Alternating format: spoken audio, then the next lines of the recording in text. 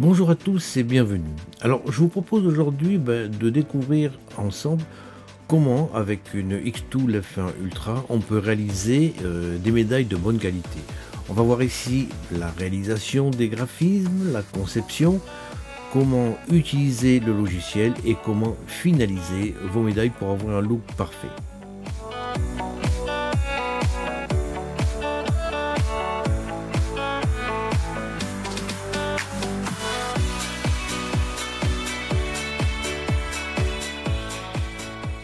Pour travailler le métal en profondeur, il est nécessaire d'utiliser un graveur laser fibre.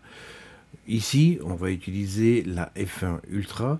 On avait déjà vu auparavant dans une vidéo précédente comment on pouvait réaliser facilement par exemple des circuits imprimés, le système sortant progressivement la couche cuivrée sur une plaque de PCB pour faire un circuit électronique. On va se servir du même principe ici pour creuser en profondeur ces images sur des pièces. Bon, il ne va pas être possible d'imprimer n'importe quelle image sur les pièces. Alors, on va se servir de X-Tool Creative Space et on va commencer par la première méthode qui permet donc de créer des images qui pourront être ensuite gravées par le laser fibre. On va lancer une nouvelle création. La machine apparaît sur la droite, elle est reconnue automatiquement et je vous conseille vraiment de mettre également un purificateur d'air parce que vous allez voir, ça envoie quand même pas mal de poussière. La première chose à faire, c'est de sélectionner le matériau qu'on va utiliser. Ici, on va utiliser une pièce donc métallique et ensuite le traitement. Le traitement ici qui était à plat, on va le mettre en embossage, donc il va permettre une gravure profonde sur l'image. L'image, il faut qu'elle soit une image de profondeur. C'est une deep matte image. Et vous en avez certaines qui sont déjà fournies avec le logiciel pour voir un petit peu comment cela fonctionne. On va commencer par utiliser ce genre d'image, comme ça il n'y a rien à faire de particulier. Vous voyez que ce sont des images qui sont en teinte grisée, plus ou moins grisée. Plus la teinte est foncée, plus la partie sera gravée, et inversement. Plus elle est claire, moins elle sera gravée en profondeur. Pour faire une pièce, là on a une image carrée, on va déjà la mettre à la bonne dimension, ça fait 38 mm à peu près ces pièces. Et maintenant il va falloir la mettre de forme arrondie. Alors pour ça, on trace un cercle à côté. Vous tracez un cercle en appuyant sur la touche Shift de manière à ce qu'il soit pas elliptoïde et on va le mettre de 38 mm. On va positionner maintenant ces deux images l'une sur l'autre avec cet outil aligné au centre et on va maintenant resélectionner les deux parties, clic droit et vous allez créer un masque. Vous voyez que le cercle vient complètement s'imbriquer dans la forme et vous avez maintenant votre image qui peut être gravée directement sur une pièce. On positionne la pièce sur la machine. La première chose à faire, c'est de détecter la mesure automatique du focus. Alors la machine le fait automatiquement, vous appuyez comme ceci et vous voyez que les deux rayons des deux lasers, le bleu et le rouge, viennent se concentrer sur un même point. Ceci fait, vous appuyez ensuite sur le bouton caméra, une fois que votre hauteur est déclarée, qui vous permet donc, avec la caméra intégrée dans la machine, d'avoir un visu de votre machine. Alors, vous voyez que la pièce est là, il suffit tout simplement de la positionner parfaitement au bon endroit. Alors vous pouvez la déplacer à la main, mais ensuite vous pouvez faire des déplacements plus fins avec les flèches sur le clavier de votre ordinateur. Vous pouvez également demander à la machine de vous montrer un aperçu de la zone qui sera effectivement travaillée. Ceci fait, on va faire un embossage. Vous voyez que sur la droite, vous avez embossé. Alors les valeurs par défaut sont préconisées par le constructeur. Il y a 56 couches qui sont faites à chaque fois avec le laser fibre. Et là, vous voyez que vous avez 300 lignes par centimètre. Alors c'est énorme et ça va prendre beaucoup de temps. Si on fait une estimation, vous allez voir que c'est très très long. Alors, il existe d'autres réglages. Celui-ci fait marcher la machine beaucoup plus rapidement. On fait 2 passes à chaque fois sur 256, donc on va en faire 512, mais beaucoup plus rapidement. Et si on demande ensuite au système de calculer, le dessin apparaît à l'écran. Et au bout de quelques secondes, sur la partie en bas à gauche, il va vous dire le temps que ça va prendre. Vous voyez que ça prend 6h08. Vous voyez que la gravure d'une pièce, c'est pas un truc qui se fait en claquant des doigts. C'est très très long. Alors je commence toujours les gravures par un nettoyage de la pièce avec des vitesses très rapides et à faible puissance, en 3 passes. Et vous voyez que déjà plein de bouts de métal sont envoyés en l'air. Même chose lorsqu'on commence la vraie gravure. Alors, je suis une toute petite chaîne, alors pour faire des vidéos, ça me prend du temps. Écoutez, essayez d'apprécier les vidéos, abonnez-vous, ça m'aidera vraiment beaucoup. Je vous remercie à tous. Ensuite, une fois que la gravure a été faite, on refait encore une passe de nettoyage avec les mêmes réglages qu'on a vus précédemment. Ça se fait en 3 passes et ça permet donc de bien nettoyer le dessus de la gravure qui a été réalisée. Alors vous avez vu que ce type de gravure, ça envoie quand même pas mal de petites particules dans l'air. Alors pensez à vous équiper d'un purificateur d'air. Ici c'est le AP2 de Xtool. Regardez après la gravure d'une pièce tous les petits débris qu'il peut y avoir. Alors pensez également à vos poumons. La pièce obtenue après la sortie de la machine doit être retravaillée. Il faut une petite finition.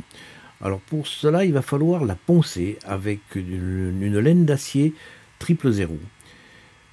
Ça se présente comme ceci, et à la main, vous venez frotter la pièce en insistant sur toutes les zones les plus sombres en particulier. Ça va prendre un petit peu de temps, mais il est nécessaire de la frotter sur toute sa surface et correctement.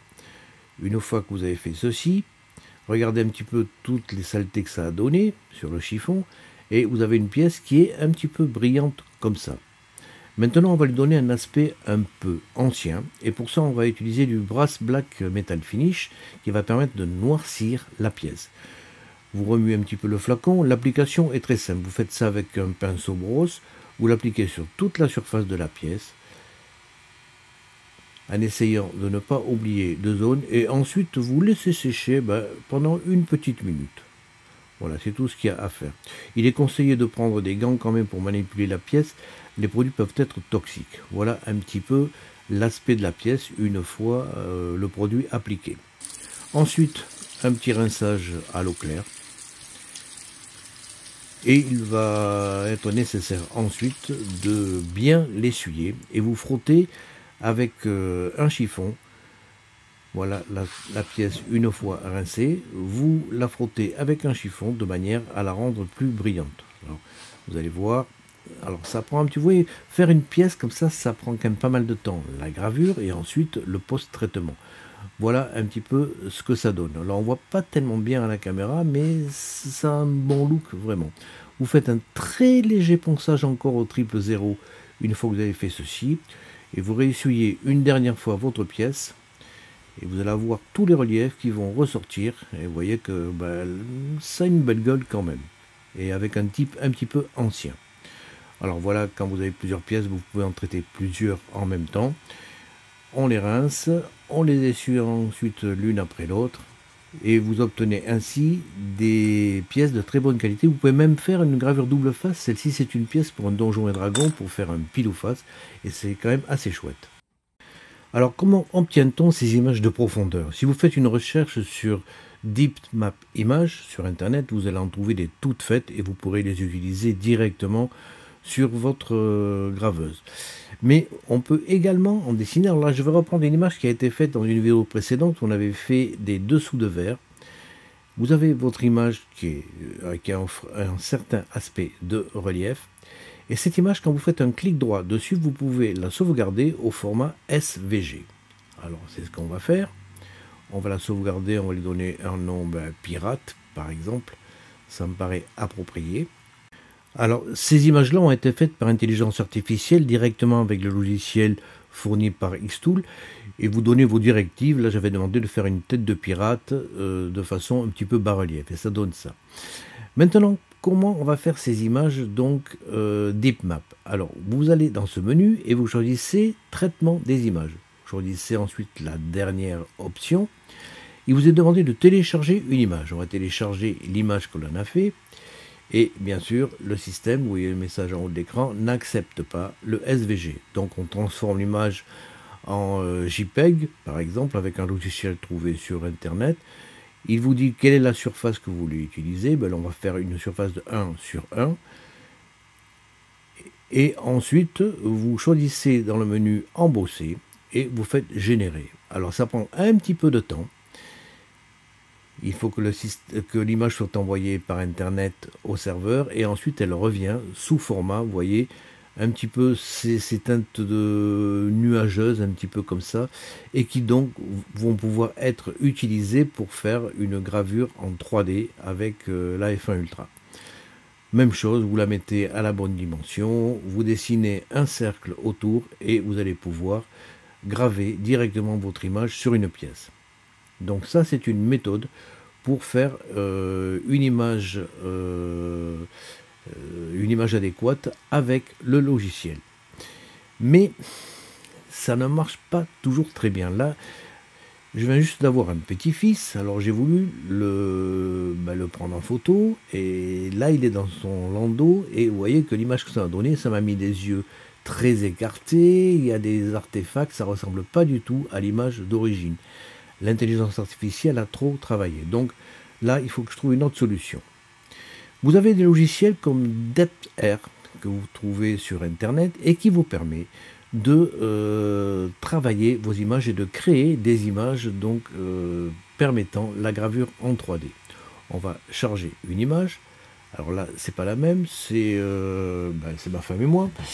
Et cette pièce, on va essayer de la travailler de manière à avoir une image de profondeur. Je vais faire un crop de manière à avoir une image carrée. Et ensuite, vous faites le chargement de l'image. Alors ça prend un petit peu de temps pour qu'elle soit traitée. Une fois votre image traitée, vous avez la possibilité avec ce logiciel d'ajouter autour un pourtour. Alors vous choisissez le pourtour que vous souhaitez. Vous en avez une vingtaine qui sont proposés. Je vais prendre celui-là par exemple. On va l'importer sur la photo. La photo, vous la redimensionnez à la taille souhaitée. Voilà, ça me paraît pas mal. Vous pouvez la déplacer en X et en Y également. Là, c'est un petit peu trop en Y. Bon, enfin, vous faites votre positionnement à votre convenance. Quand vous êtes satisfait du résultat, vous ajoutez donc ce pourtour. Le système va encore recalculer une dernière fois. Et dernière étape, enfin, on va sauvegarder l'image. La sauvegarde peut se faire soit au format STL, soit au format PNG. Pensez à cocher cette case quand vous faites des gravures de pièces. Je ne l'ai pas fait là sur la vidéo, mais pensez à la cocher. Donc vous avez deux possibilités avec ce logiciel, de faire soit un STL utilisable avec une CNC par exemple, soit un fichier de profondeur comme ceci qui vous permettra de graver des pièces à votre convenance. L'étape suivante consiste juste à charger cette image qui a déjà été traitée. Bon, on va la retravailler qu'on a fait précédemment. Vous dessinez un rond de 38 mm qui est le diamètre effectif de la pièce qui doit être gravée. Et ensuite, là, il va falloir le faire à la main parce que vous voyez que le rond n'est pas centré dans le carré. Bon, on va diminuer, vous faites une petite manip. La touche contrôle vous permet de zoomer pour voir un petit peu mieux ce que vous devez réaliser. Voilà. Et vous faites des petites manipulations de manière à faire coïncider votre image et le cercle. On va agrandir un petit peu. Voilà, c'est pas trop mal. Une fois que vous êtes satisfait, comme on l'a fait précédemment, vous sélectionnez le cercle et l'image, clic droit et vous demandez de faire un masque. Voilà, votre image est prête à être traitée par la machine. Alors là, les réglages que j'ai faits sont un petit peu différents et vous voyez qu'il y a quand même un temps de 4h10 pratiquement qui est nécessaire pour ça et voilà l'effet final obtenu. Un autre logiciel que je vous conseille également, c'est Sculpt OK. Alors, il en existe plusieurs logiciels pour faire des images de ce type, mais Il propose par défaut au départ des images toutes faites que vous pouvez télécharger, mais vous avez également la possibilité donc de charger dans celui-ci vos propres créations de manière à ce qu'elles soient ensuite traitées. Alors là, la différence par rapport à l'autre, alors il y a quelques petits réglages. Là, c'est une image couleur. Je vais demander à ce qu'il fasse une petite optimisation. En fait, gaffe, l'optimisation, c'est traité par AI et parfois c'est un petit peu trop poussé. Bon, vous allez voir ce que ça donne. Ça vous permet là maintenant d'avoir 4 propositions, mais vous voyez que bon, l'image est un petit peu transformée, et puis là c'est quand même les reliefs apparaissent. Par contre, dans le logiciel, vous avez la possibilité directement de faire une forme ronde et de positionner votre image comme vous le souhaitez. Voilà, la création des images avec un laser fibre n'a plus de secret pour vous. Vous avez vu qu'on peut en télécharger toutes faites, on peut en créer soi-même. Il y a un petit post-traitement à faire. Ben écoutez, à vos machines. Et je vous dis à la prochaine.